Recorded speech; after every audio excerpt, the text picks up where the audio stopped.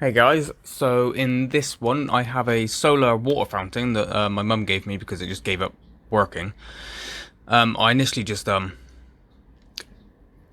it home to dissect it. Really, I figured that no chance it was ever going to work again. Stuck in this compound, which I assumed would have been like epoxy hard compound, and there was no way of getting it out without completely destroying the circuit board. But with luck, it's actually just the rubber stuff, which apparently isn't very good at keeping out bloody water. Because there's quite a lot of rust in there. Which, sorry. Which again, I assumed had probably killed a chip or whatever, which we'll see later on in the video. Do take one of the chips off, but let's give it a little bit of a clean. So we can see what I'm looking at. Big old capacitor on the back, that's for sure.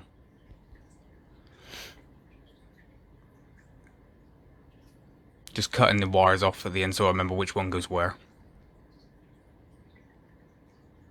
Just looking under the microscope, which I forgot to record. I keep forgetting to press record on that bloody microscope. Just having a look to see what. I mean, the diode doesn't look great.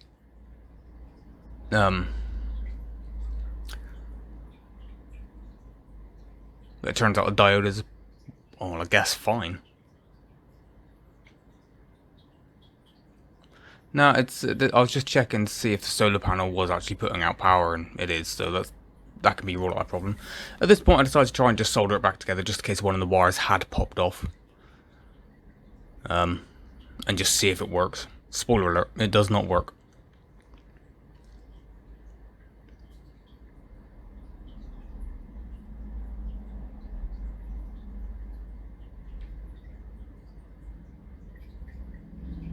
And just check and see if it puts any power out. And it puts out microvolts, so that's not particularly useful either. But I did end up taking it outside just to see if anything would happen, but it does not.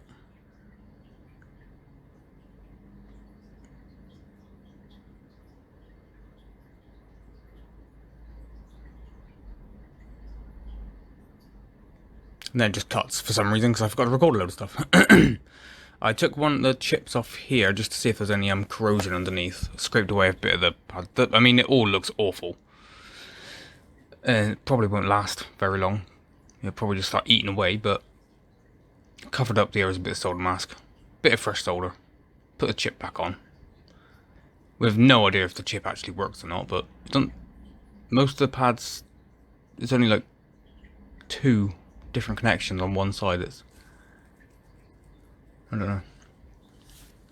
But there was no markings on the chip either, so it's not like I could even Google anything about it.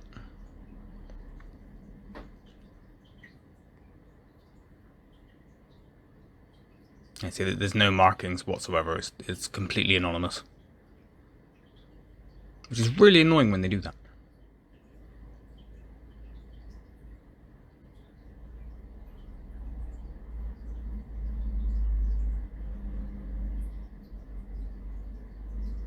Yep, chip back on.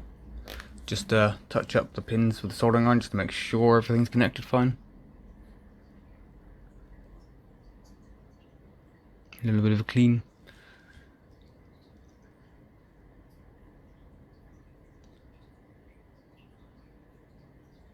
Now at this point I start checking the resistors, because they're all fine, but that one, and let's give it a scrape trying to see what it actually says just to make sure I'm reading it right.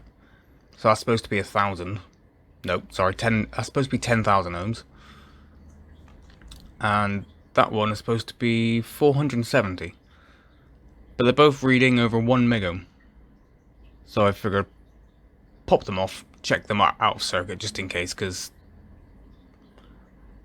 I don't really know what can happen to resistors where they go really high resistance. Like complete short, I understand, I've seen that, but or completely dead, but not like somewhere in between.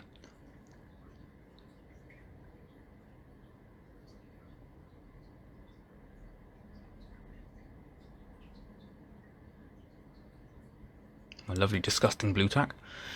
Yeah, so I'm just checking them again, and yeah, they both are reading over 1 megohm. Now I don't have any of these resistors to hand, or even anything to take them off of. Just checking these again just to make sure they are actually reading what they say. And this is just after the fact. These are the only resistors I had. The only size, but they are 10k and 470, so they went on. Ignore the crap. And as we can see here, now after all by that, some sort of magic. by magic, Well, not really magic, but whatever. It works works! again. Hooray! Aha.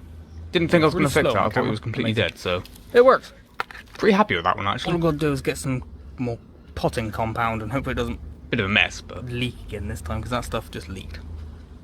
now Sweet. the black potting compound isn't exactly cheap stuff. It's like a Cheers. good £5 to £10, and I didn't want to spend that, so I figured hot glue. Why not?